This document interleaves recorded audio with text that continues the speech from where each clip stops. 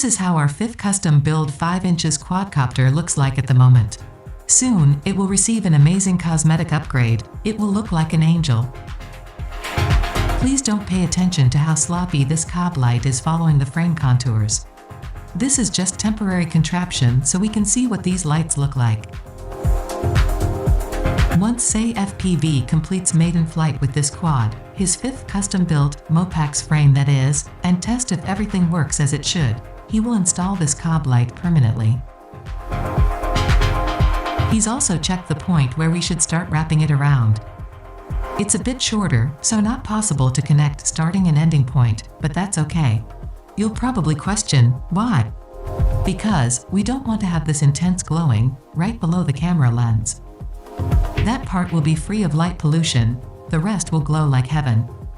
Note that this strip is getting powered directly from 6S battery. Testing it with iSDT D1 DC output function to simulate 6S battery connection. We really like this hot pink glow. Our MOPAX build is all pink and turquoise with subtle touches of kaoss purple color. We can't help but wonder, how many people will report UFO sightings in the next couple of days?